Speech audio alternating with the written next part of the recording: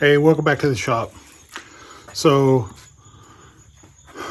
like many of you, I want to get a good quality lift, and I kept waiting and waiting. Well, Born Free Texas is coming up, and I'm about to head out there on the bike, but it's got about 90,000 miles on it. 60,000 of those miles were not done by me, so I have no idea what kind of maintenance is done. What they've got into it, anything like that. So I've got a couple leaks. I need to tear it apart, do a little bit of work on it. But anyway, I broke down. I bought the HarborFreight lift. You spend the extra $30 and you get their inside track benefits, And anyway, so it ended up, I bought the new vise, put it on there.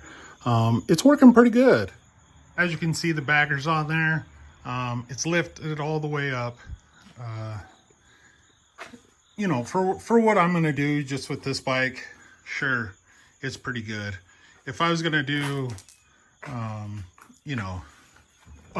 was going to do this as a living, I definitely have to get a different lift, but this will do for the time being. I don't like to do services anyway, so I won't be doing those for anybody. If you want some parts put on, sure, I'll help you out. But doing a regular service, nah, it's not worth my time, honestly. Let me show you a couple things that I like about it, a couple things that I don't like about it. So you got it up and down, right? Obviously, it's just a little bottle jack, but it's not too hard to get it up and down. It's reduced, so there's not a lot of fatigue. Now, onto a couple things that I don't like. That's a safety stop. I wish they had, along this track here, I wish they had some little detents and then, a little bar that would stop it. Because you've got to get it all the way up there and then shove that damn bar through. What if the bike falls before then? What if that jack gives out before then? You could be crushed. My son did something with all my ties, so I'm just using, some good old straps. So I've got to find my soft ties. This wheel chock, this is the extra one that they sell for like $70. Well, it's okay. It's not the greatest, but it does the job. I put the front wheel chock on from the vise that comes with it, just as a fail-safe. If for some reason this bar right here snaps or moves or gets bent or whatever, at least I have that black one to stop it. Now, they give you a drilling pattern with it, and they want you to drill all these extra damn holes. I have no idea what they're for. I guess so that you can put your vise wherever you want it, in case you've got like awkward tires or whatever.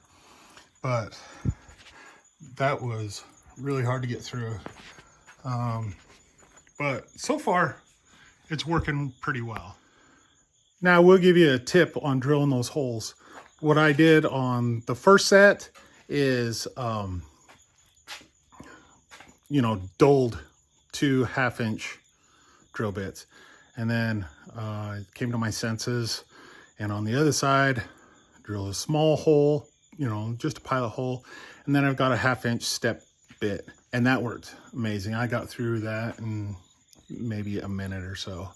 But the other side took like 15-20 minutes just trying to do with a conventional, super fast drill bit that they sell at Lowe's or Home Depot or whatever. Anyway, just spend the $30, get you a step bit. You're going to use it if you do anything on the bike. This is fairly easy to put together. If you can't really figure out how to put it together, you probably shouldn't be working on your own bike. And I'm just saying that out of respect and just as a tip. A little bit about my background. I went to MMI in Phoenix, so I know what I'm doing. This was way back in 2005 is when I graduated. I worked a little bit at Hacienda Harley-Davidson in Scottsdale. It's now Scottsdale Harley. So in the summers, there's no work. I almost starved in the summer. In the winter, sure, you've got work, but in the summer, you're almost starving. So I just quit and I went to do something else. All right, if you have any questions, comment down below. If you don't like it, I don't care. You know, go ahead and say there's a million different lifts out there that are so much better. I don't care. This was 600 bucks. It's gonna do the job. I don't have a compressor yet, except a little pancake. You know, I've been waiting to buy all this stuff, all the top end stuff, but I came to the realization that I don't want to own a shop. If I'm gonna do some work on the bike, I want to do it on my own, just whenever I feel like it. It's now a hobby to me. I make plenty of money at my other job. No one's gonna be Jesse James anymore, you know, building $150,000 bikes, anything like that. So this Harbor Freight lift, I mean, it's good enough for right now.